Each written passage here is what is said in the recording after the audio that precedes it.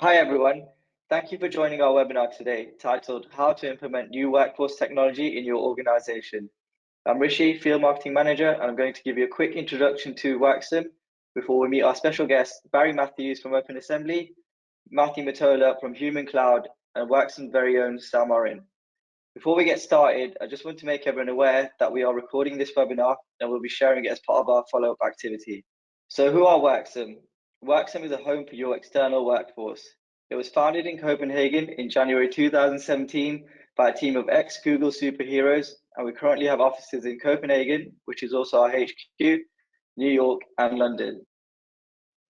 Why Worksome? Trusted by over 1,500 companies worldwide, Worksome is a new standard in external workforce management, helping you save time and money on your contractor workforce. Worksome clients can benefit from finding, contracting, and paying external workers in one click, optimizing external workforce operations, and insurance-backed worker classification. I'm now going to pass you on to our guests, and who will give you a quick introduction before we get started. Also, just to note, please do submit any questions you may have, and we'll try our best to get them answered. Barry, if you'd like to introduce yourself first, and then Matthew and Sam can follow before we get the conversation started. Sure, thanks, Rishi. So my name is Barry Matthews. I am the CEO of Open Assembly. Open Assembly are a business that was founded with Harvard University in 2018, and we help enterprises to implement blended workforce strategies.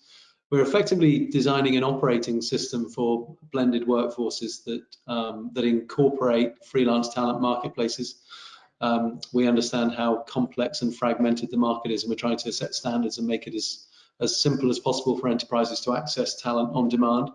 As well as Open Assembly, we have a not-for-profit community called the Center for the Transformation of Work, and we're trying to, we set ourselves an audacious goal of transforming work for 1 billion people by 2025. And through the Center for the Transformation of Work, we set standards, we help to ensure the quality of freelance talent marketplaces, and we advocate on behalf of the hundreds of millions of freelancers there are out there. So anyway, great to be here. Perfect. Thanks, Barry, and thanks, Rishi, as well. So I'm Matthew Matola, CEO of the Human Cloud. We're getting the trenches with leaders on building freelance programs, and sort of my background, seen all sides of it. I've been an independent contractor myself for 10+ years, helped lead over 100 enterprises by now, and we published a book called The Human Cloud. Sam, over to you, bud. Nice. Cheers, Barry. Cheers, Matthew. And thanks, Rishi. And my name's Sam. I'm VP Business Development here at Worksome. Been here for 3 and a bit years, which is a long time in our kind of short history. And to be honest, to echo what you guys have said, right? We're in the game of changing the way companies think and work with external workers, non-employees, for now, right? How do you bring in people fast? How do you make the experience? And that's what we're trying to achieve. So yeah, just to kind of like go straight into it, to be honest, guys. I think especially given that people on the call or the webinar right now will be, I'd hazard a guess, looking at technology, looking at how to put it into the business. They might be in HR and procurement. So most of our community that follows Worksome's LinkedIn channels and subscribes to our newsletters, or even customers of ours, are that, right? So hi, if you're watching. How to get technology into the business, but basically it's a whole conversation about change, isn't it, guys? Both of you have got massive experience and pedigrees in making change in companies. So I guess, you know, if you're a big company, where do you start? Yeah, it's let me have a start. We're coming into a new way of thinking about accessing talent. You know, if you think about how long we've been working in the same way since Industrial Revolution times or post-Industrial Revolution times, you know, we've all thought about work as a, you know, almost a 9-to-5 construct, and work being somewhere you go as well as something you do. And of course, that's all changed, and we're all well aware of how that's changed. However, institutional, you know, memory lasts a long time, and it's quite hard to get companies, big enterprises certainly, to think differently about how they access talent and where they access skills from. And what we often find is at the top of an organization, the sort of C-level execs all get it. There are new ways to access skills from talent platforms or from marketplaces. You can supplement your team, you can rent as opposed to buy. Blended workforces are sort of nothing new. It makes sense. But as you get lower down the organization, we find there's this sort of frozen middle, as we call it, where it's not that people don't get it and don't want to work in this new, flexible, blended, remote way, but they sort of bounce back to the way it's always been done because the business processes within an organization support traditional recruitment or traditional use of agencies and not digital on-demand remote working. And so because those business processes need to be changed, that's quite a lot of work. So it's not lack of knowledge, it's not necessarily lack of desire, it's just hard to make those business processes meet this new on-demand way of working remotely. And that's what we find is our biggest challenge, is helping organizations to really get their arms around, it's not that difficult. If you know what to do, we can help you to iron out those creases. Well, that's it, right? It's not that difficult unless you know how to do it. And I mean, like, we had a meeting in real life this morning in London at a, obviously can't say they were big company, and all roads lead back to your point, Matthew, which is getting in the trenches. People don't like change at the best of times. Matthias, who will watch this, one of our founders, said one of the first things he said to me was people don't like change. Whether you work for Google or whether you work for a small law firm in Shrewsbury, you don't like changing your day to day. And you've got to basically get into those trenches and find out where the change doesn't want to be accepted, because it can be accepted by the board, right? And I'd even challenge that. Are most corporate boards willing to change? There's got to be that acceptance to begin with, right?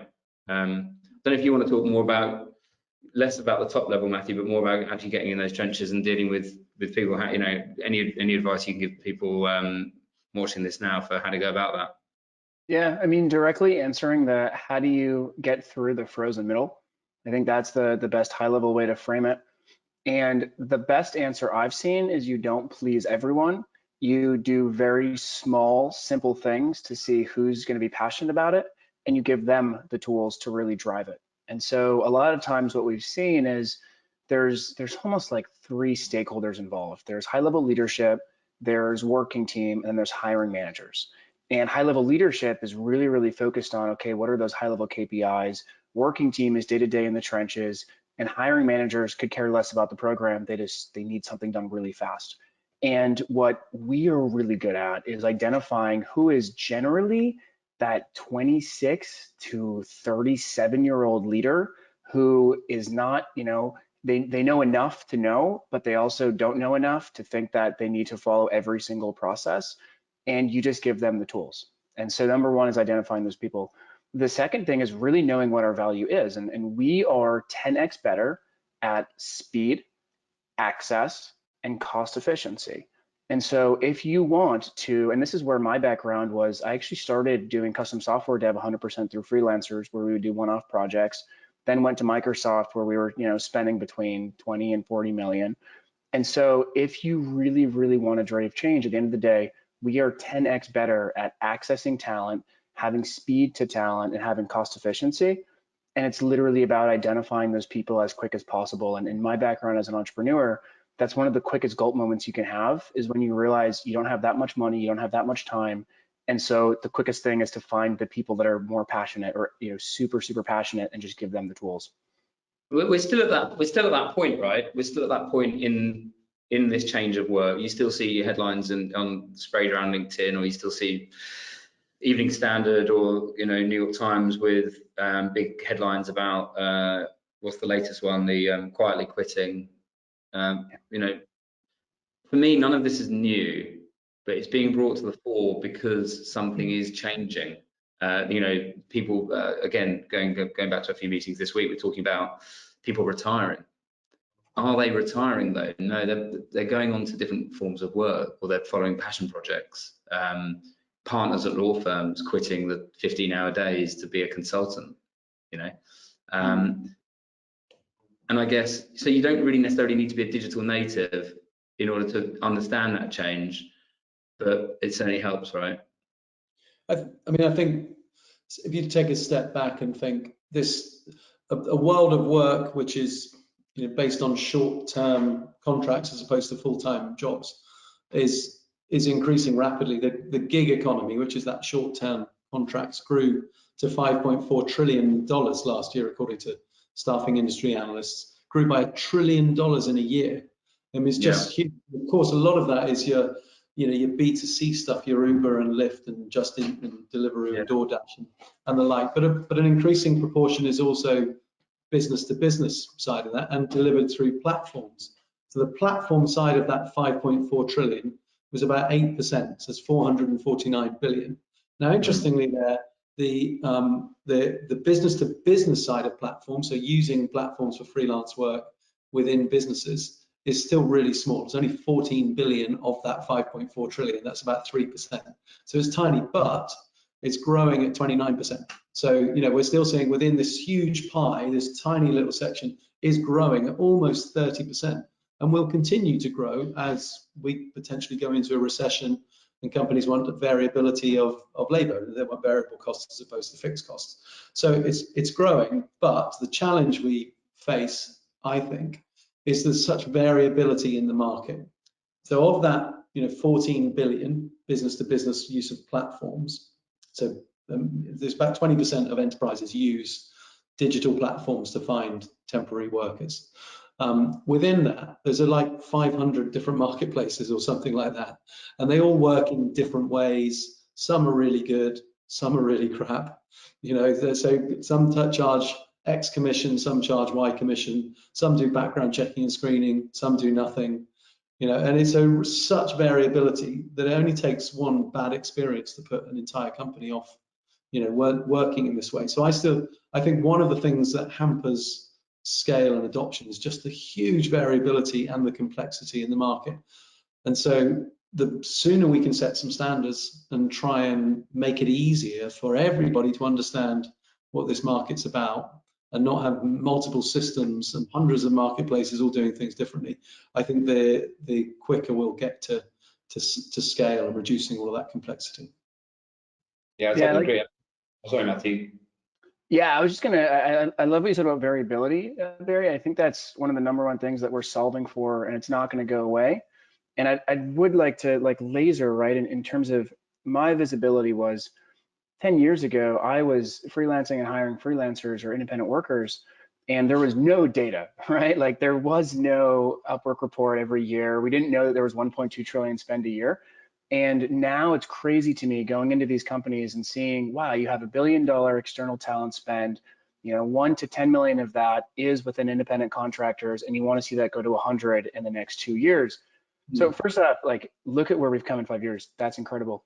The second thing is when you mentioned variability, Barry, I think we have to be very clear about what this change is. And the change is the work expectations because of the technologies we've seen in the last 10 years. And so I come from a place where what's new to me is actually corporate. What's not new to me is this way of working. And it's not freelance or full-time, it's path to impact. And so when we go to school, we work in projects. After we come out of school, we still work in projects. It's just, are we going to get paid by one person or multiple clients? And are we going to be stuck at one company for 10 years, or are we going to be smart to know that we need to have multiple opportunities? So I just want to sort of call that out of the #1 reason this needs to happen is simply because the younger, which now just means millennial and under 40 generation, is doing this, and there's no turning back. We're not going to go back to just full time.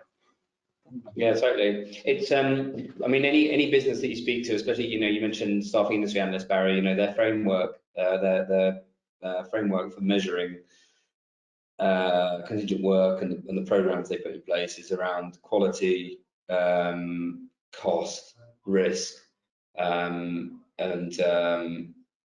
an experience loop. So it's like you've got a multifaceted framework there, and what I think you mentioned, Barry, the 500 marketplaces out there. Most of them don't get through the door, largely because it's so large, it's so heavily weighted towards risk. So at some point, boards are either waking up now. I would argue that most corporate businesses in the Fortune 500 haven't. based on what we're seeing, to the fact that it's too difficult to get people in the door. If you're an 18-year-old that's just left college, or you've you're an overseas student that's arrived with a really amazing skill set, it's borderline impossible to get that person into the door still. Yeah, I mean, I think you're right. Most big organizations are still very risk averse, but there are so many different ways of managing that risk. Think of how easy it is to do background verification and checking now. Have the concept of blockchain based, you think what Draw is doing, velocity networks, with basically the internet of careers, your entire professional and academic qualifications on the blockchain, being able to own your own identity across multiple platforms. That type of thing exists. It's getting there, but it's still very much in its infancy. So we do still see risk officers, heads of audit, heads of security, heads of compliance, just sucking their teeth and saying, this is all too risky. Let's just use our staffing agency.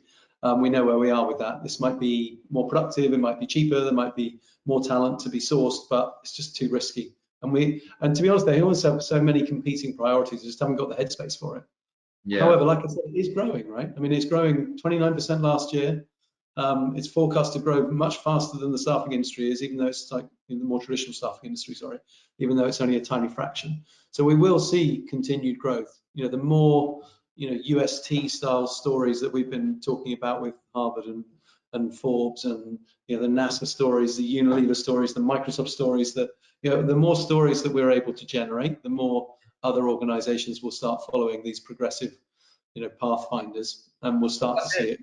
I think you hit it nail on the head, Barry. And I think for again, everybody that's watching and watches this in the future, let's talk about some real life. Maybe not mention the client names unless we can, but talk about some real life examples, because the companies that are coming to us today, it's less about open innovation, open talent, and more about the entire picture of, are we the destination of choice right now for whether it's people at the end of their career who've had enough and want to be a consultant, or whether it's people that are newly beginning their career, like you said, Matthew, and are starting with no conception of what working for a corporate business looks like whatsoever. Are they geared up for it? And the companies that are coming to us are saying we need to be, and they're not necessarily the biggest companies on the planet. They're the challengers. They might be fintech, they might be challenger consultancies. I think UST, Barry, is a perfect example, right? They want to win business. They're hungry, and they want to. They've got a big mission ahead of them. I guess are they the companies that win? Matthew, do you want to talk to any of the experience you've had trying to drive that kind of change in those kind of business? I mean, Microsoft is one thing, but maybe other businesses that have taken this and taken it across the organization would be awesome. Yeah, I mean, so two immediate success stories that I think fall on the super sexy and super boring spectrum. And so super sexy was actually like three to 5 years ago. And this was North America's largest motorcycle manufacturer, needed to build a mobile experience for their riders. And they knew that where they were sitting in the middle of the country, they were not going to be able to access. At the time, it was Silicon Valley talent was the quote. The reality was it was actually very little in Silicon Valley. It was mostly all around the globe. But so within 2 years, we were able to get, I think it was around 27 freelancers to build all of their digital rider experience. That's incredible, right? So that's on the full like sexy spectrum of, oh my God, we had an internal PM, and then we had a fully remote, fully freelance team of developers, data scientists, you name it.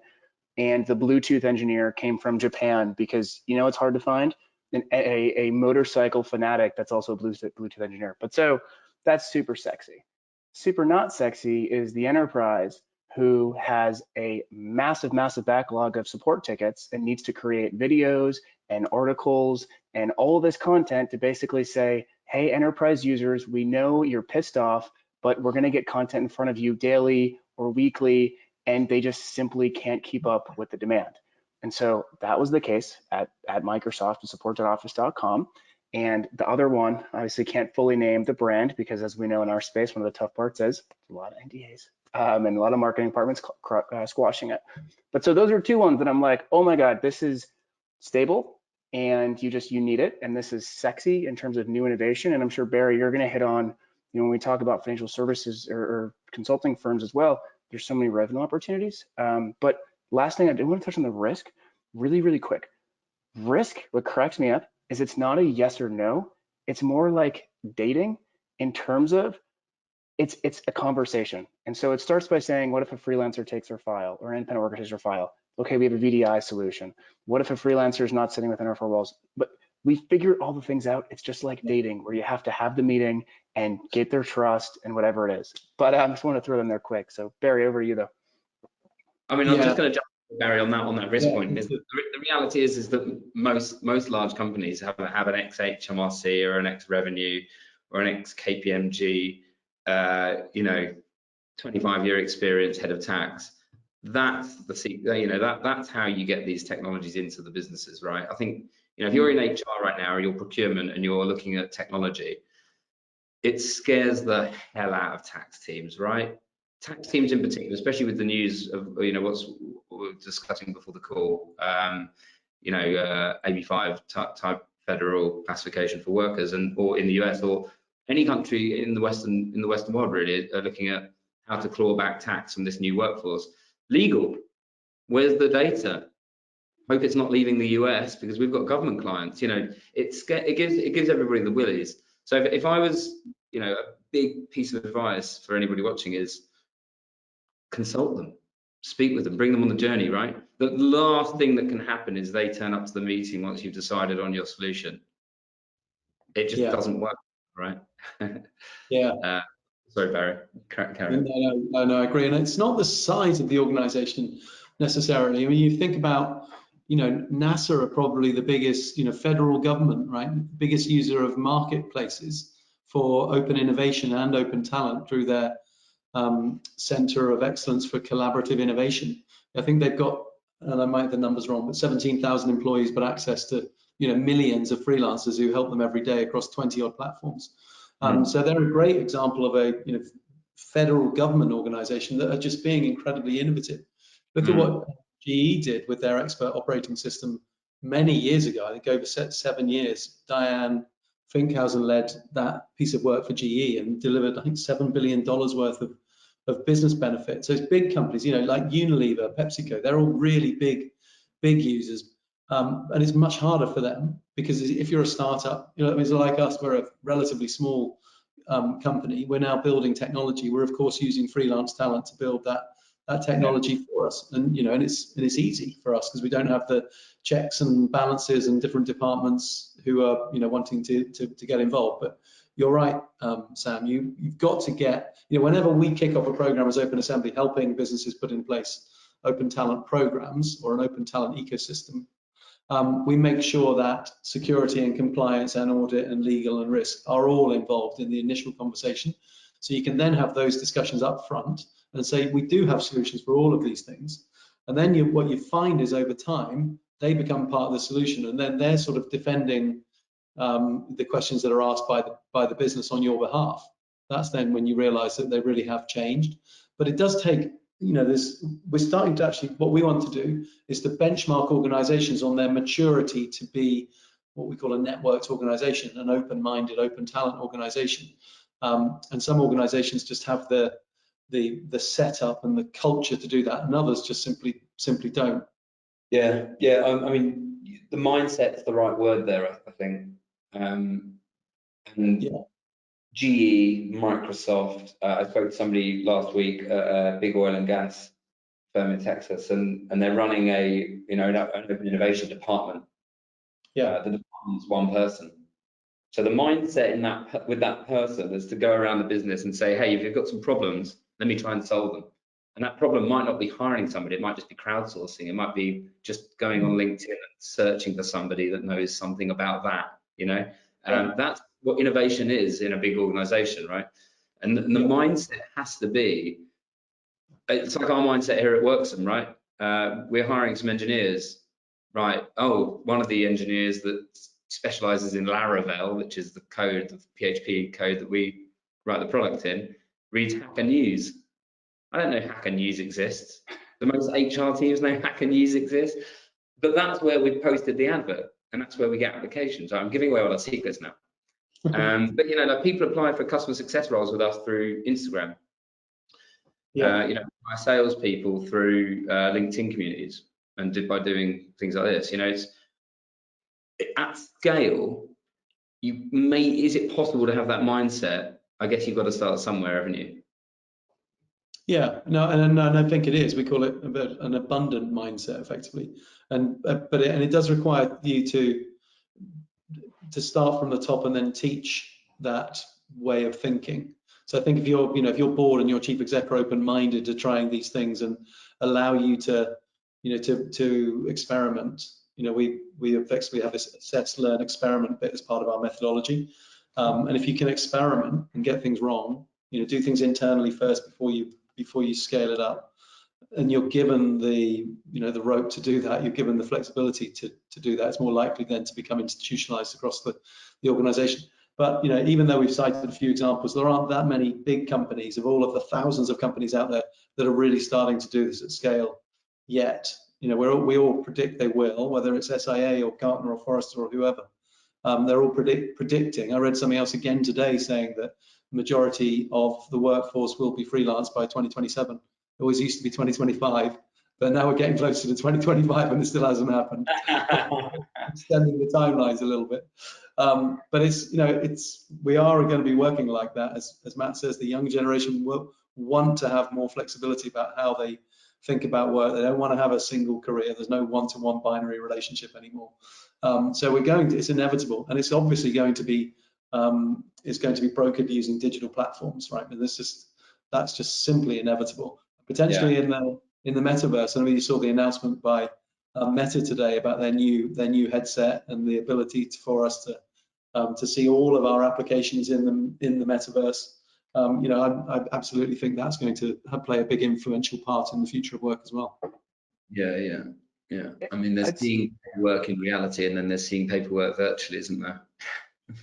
I think one thing I've noticed, you know, over the past 10 years is that the change, which is why this question of, you know, how come it's not moving as fast as they predicted, which has been true for the last 10 years, is the change has been linear. It has not been exponential. And there's a keeping up with the Jones syndrome, where if you look at other companies and you look at the tech landscape, it's been scaling like software businesses. And the reality is we are not a technology industry. We are a human industry that has tech as an accelerant, but we're not going to have the cloud computing type growth. And one of the things I've seen is what's different now, like literally in the last 2 years, is HBR said 90% of enterprise leaders are prioritizing freelancers. Mercer said 60% of leaders are going to replace FTEs with freelancers. That's nuts. I don't think the data is real, but it's the right direction. And one of the things I've seen is even though we're not scaling as fast as we expected, we're actually stickier. And one of the biggest myths that I would see when I started jumping into corporate in our space was that you'd have corporate leaders using the Uber example, and they would run around saying, hey, we're going to have, you know, on-demand workers. You're going to be able to push button and get a freelancer. If you were a freelancer, you'd realize real quick that was never going to happen. But because we're humans, right? It's not like driving a car or getting a ride. We're talking about getting work done that could be multiple millions of dollars of work. But with that said, it's tougher to get rid of us. And so Uber, you can just go hop onto Lyft and delete the app. Once you go into contingent talent and once you go into external talent and independent workforce, you can't get rid of it fast. And so we're very sticky, even though we're slow. Yeah. Sorry, Barry. Sorry, Sam, just one thing to pick up on what Matt said, which I completely agree with. Anytime you work with people, it becomes exponentially more complicated. And so it's not just like the travel industry or you're not booking hotels or flights, you're booking people. However, the one thing I will say is that the variability in processes and standards causes just that so much more additional complexity.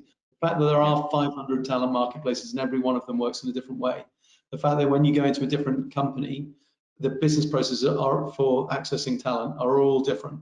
The fact that where you use 9 different VMSs, 8 different FMSs, and they're all different. That's what creates the complexity. So you've got, not only are you buying people, and people are complicated, you're then buying them in a multitude of different ways using different systems, and that's all bloody complicated as well. So you've got complication on top of complication. Yeah, totally. I mean, we're relatively new to this whole stack as a technology player in this field, and the first thing a procurement team will say is, "Are you a VMS?" It sounds like you're actually doing what an MSP does, Yeah. but you also do the employer record. So it's very difficult to categorize new players in the field. In a similar way, I'd imagine that in the last 5 years, you're trying to explain to a hiring manager that there's a marketplace or a platform, and they're saying, "Well, it sounds like a staffing firm." Yeah. It's not, because that's the difference in mindset that needs to change, right? Yeah, because you don't fit into a box. Yeah, and so unless you fit into a box and you have somebody who owns that box, then you're just too difficult. You sort of fall between two boxes, and I think that is the difficulty. As lots of us are sort of fairly new. We have a fairly new category in this space. Talent marketplaces don't have anybody to look after them. HR look after internal. Like procurement might look after your outsourcing, or your vendor management team might look after your outsourcing. Your agencies will be looked after by somebody else. And then you've got talent marketplaces. There isn't anybody to look after those. So fit. Yeah. So, that's it. I think with a permanent workforce, it's relatively straightforward. You have your HR system, you have your payroll system, and it's relatively easy, right? When you've got people coming for hour-long engagements through a third party that's digital and not a person that you can call up with an office, well, they have people in offices, but they might not answer the phone very quickly, right? It becomes quite challenging, and like you said, they all work in different ways. So who for companies looking to change the way they're working with not just contingent workforce, which is typically kind of contractors through staffing firms, who's important to have in this conversation? We've got tax and legal, who I think are stakeholders, but I wouldn't say they're driving it. The question at the CWS event, again, the Staffing Industry Analyst event, was HR or procurement? Binary, who is it? Whose lap does it fall on? And I argued, whether it's right or not, we've never done a program that doesn't have HR heavily involved, right? Because it is human and it's resources. So we've done lots of deals which don't, or we've worked on lots of projects where procurement haven't been involved. But I don't think we've ever worked on a program where HR haven't been involved. They might not have led it, but they are a really important stakeholder. So I would say my answer to that would be HR. Now, whether that's right or not, so that's the way most businesses are structured. Yeah, it's interesting, isn't it? Because 5 years ago when I was running around the UK for a marketplace, HR didn't want anything to do with it. So that's the change in the last 5 years, for sure. Yeah, it was just added work. Remember those days? Yeah, interesting. Talk next quarter, and then you're sitting there going, all right, cool, you're really interested, you want another presentation? All right, we'll come back in 6 months. I think I would separate it. I would say there's three main stakeholders that are really important. I would say there's the leadership level, which is usually CEO, CMO, someone who's going to unlock the big budget and basically give the air coverage. There's the program level, which can sit in procurement. I've seen most likely it sits in procurement or some sort of working team, something in operations, something in maybe marketing, something in finance, maybe. And then there's the project people, which are actually hiring the freelancers or the independent workers. And these three are all interdependent. And the program level is usually who has to come up and say, we had X number of projects that came through the pipeline. And then it's leadership that has to say, based off of having 1,000 projects, we had these KPIs of speed, cost, and quality. And then it's the project level saying, it would have taken us 6 months, but now we can do it in 3 months. Those three are the gold. And then you do have around, you usually have legal, HR, and some of like that third level working team. But those three I've always seen, they have to be interdependent, they have to be lock and step. And usually it's, excuse my language, but it's old people in leadership, it's mid to young person who has way too much responsibility in the program team. And then the project person could care less about the freelance program or independent contractor program. They care about their own outcomes they need done, and we have a 10x solution that's better, faster, and more cost efficient. Yeah, So that's, I recognize all of that. I do think that the HR function, if it's operating effectively and really is a strategic HR function, is now beginning to get the fact that a workforce is not just consisting of full-time employees, and that a blended workforce is very often the way to add efficiency, productivity, reduce costs, et cetera, et cetera. So I think we, as an industry, sometimes fall into the risk or risk falling into the sort of realms of, oh God, HR don't get it. They're just, they're just bean counters, or they're just form fillers, and they're just worried about tactical stuff, and they don't get the bigger picture. I think we're seeing that they are increasingly on the bus and getting the bigger picture. They just don't really know what to do because they haven't done it before. So it's it's exactly that. And I think it's difficult to ignore, right, as an HR department or an HR leader, a CHRO, with any company right now will have a policy, not just think about like they had 5 years ago or 2 years ago maybe, but have a DE&I policy. They'll have metrics that track whether they're going to reach their objectives for that. We've just come out of COVID, where it's become so blatantly aware that people don't want to be sitting at a desk 9 to 5. They're probably grappling with return to the office. That's the reality, right? That's what's keeping everybody up at night. And this is such an obvious, not even a strategy, like a tactic for how to hit those objectives, right? So if you're not an HR leader that considers the external workers part of the core people strategy, yeah, you're probably getting it wrong, right? Yeah, exactly. You're probably in the wrong job. So, yeah. One of the final things I wanted to say was we're starting to see a lot of focus on skills-based organizations.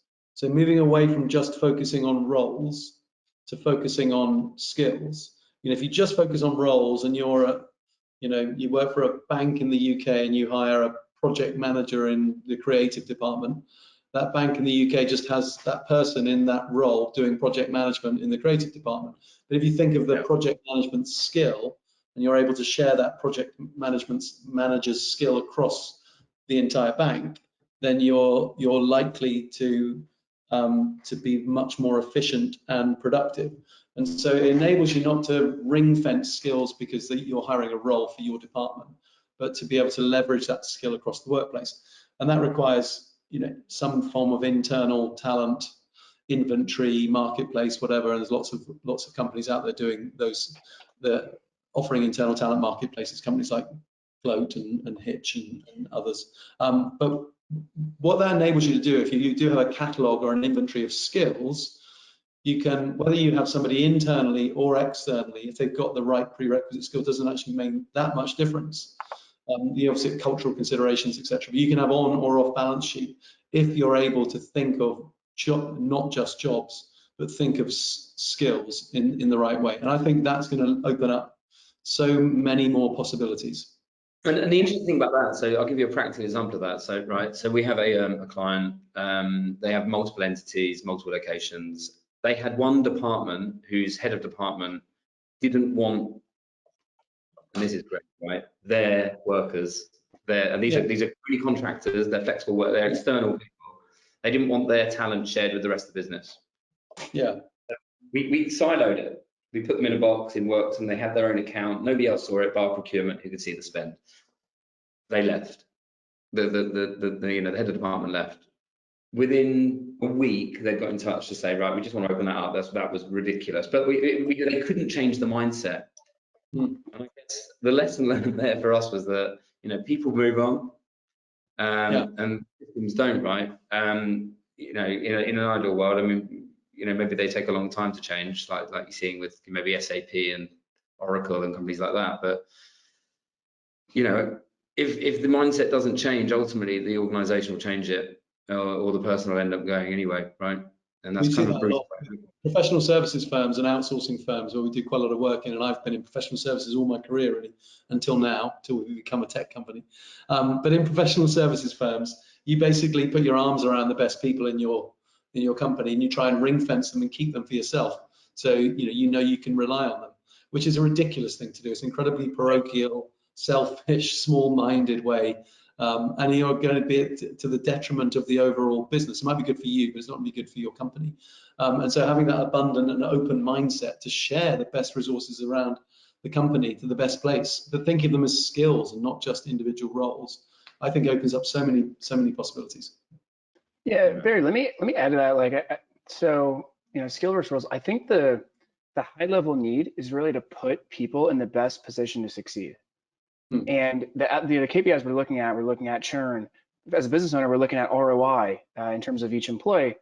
And when you put them into a role, you're basically saying, hey, sit in this seat, sit in this box, and don't go out. Yeah. If you're bringing them in for a skill and giving them a path to impact, naturally they're going to excel. And then the conversations becomes, okay, well, if you're going to go with a skill-based approach in order to get your people to succeed, what does that? A full-time contract or a contract or a temporary contract at first? And they could stay freelance. They could freelance at first for the first 6 months. I can't imagine working for a company and not freelancing first. And we've actually seen with clients, in the working teams, leaders who are saying the same thing. So I just wanted to add to your point, Barry, the skills, it's really about, if you think skill first, you're putting your people in the best position to succeed. And honestly, you still accomplish the ring fencing because you're still keeping your people. It's just that there's new rules to the game of keeping your people. It's no longer you have to put them in a seat from 9 to 5 because we have the freaking internet. We're going to know who else is hiring. But if you give them a path to impact, you focus on their skills, you upskill them, then those are the new rules to keep them. Yeah. I'm conscious that Richie's joined the call, which means time's up, right, guys? The conversation was so good, I didn't want to interrupt. Sorry.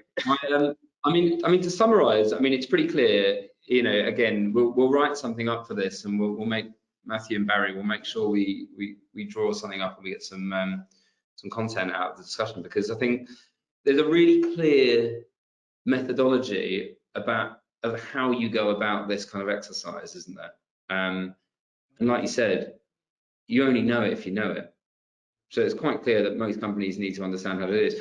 I know from experience that not many companies, unless you have somebody that's in for a transformation project, and depending on where they just ran their last transformation project, if they're coming from a major top tier bank in the US and they've just undertaken that digital transformation project for 5 years, maybe they're not the best person to transform your fintech business that's only been around for 3, So it's always kind of horses for courses, isn't it? But we can definitely write up some clear frameworks. If you're watching this and you're wondering where that is, we'll make sure that it's clearly available, and we'll get some commentary out there on how to go about mapping this to begin with. What's the methodology used, Barry? It's assess, iterate, build, right? Is that it's the lean startup? Yeah. And it applies. Sorry, guys. I also to corporate, right? Sam, Whether you're massive or a startup. Cool. Guys, I had 2 quick questions that have come in, which are super relevant, which I'm hoping you can quickly answer. One of the questions was, how do you get adoption of tech across the organization? And then finally, from your experience, how are leading programs driving innovation within the workforce? Obviously, if we could just have a quick summary of them before we finish. Okay, on the first question, if I've got that right, it's how do you actually understand what people want to use? Because we heard from a big logistic company that we work with that their staff had tools they like using. So people have found their own tools, whether it's a project management tool or whether it's a marketplace where they're finding talent. So difficult task to undertake. I think, especially if you're an HR team, you want to remain in control. But crowdsourcing tools isn't a bad idea. I don't know if you guys have any experience of doing that in corporate environments, of saying to people, well, what do you want to use? Is that a good route to doing this, or is that giving the people too much say?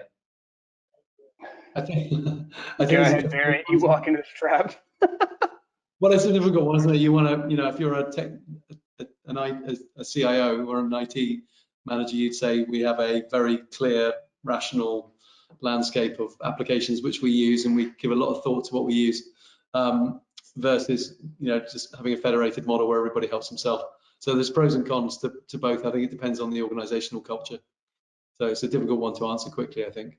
And then I think the innovation question is, there's so many different ways to innovate, and that it's totally all about the culture and what flexibility you are given to be able to innovate. I think companies who think they've got all the answers internally are very selfish and likely very naive. If NASA can use open innovation platforms to help improve the prediction of meteor storms in space, or hospitals can and life sciences organizations can use it to help to improve prediction of cancer, then most organizations in financial services or retail or wherever can benefit from other people's minds who are not employed by them. So I think having a really open mindset about innovation and borrowing people's brains in a very efficient way to help get ideas and solutions, there's got to be something sensible. I would urge everyone to have a think about open innovation as part of their innovation model. Yeah, it's funny though, because that does, your CIO that's just spent the last 2 years going to market and implementing the software, and any procurement function watching this will be running a program, and they'll know full well that they'll have staff paying marketplaces with a credit card, or they'll be using spreadsheets instead of Vantage. Yeah. It's all fun and games running a big global company, right? Absolutely. That beautiful corporate card statement. I'll give one quick story that'll just to put a icing on the cake here. But it was a big one of the largest pharmaceuticals in Europe, and I forget who it was on procurement. They didn't believe it. They were like, "Oh, there's no way that we have a use for this and that our employees are using this." And we're like, "Okay, cool. Here's 15 platforms. Search that in your credit card statements and see what you got." And they were like, "Holy crap, we have 30 plus people that have been using all these different platforms." So we're like, "Okay, call them. Give them a quick call." And so they call this person. They're like, "Hey, we saw this charge on your statement, or we saw this charge on your card," and it just goes silence for 5 seconds, and he just goes, "Am I fired?" And they were like, "Ah, no, you're fine." And so, like, your employees are most likely doing this. The question is, do you want them to do this in a compliant manner and just give them the room to fail? Because you want your people to do this, right? And it goes back to your point, Barry. You don't want your people to leave, but you can no longer ring fence at them by thinking that they can't see the outside world. They're gonna see it, and you need to give them a path to impact. And so give them the tools and give them the actual room to fail. Love that. There we go. Amen.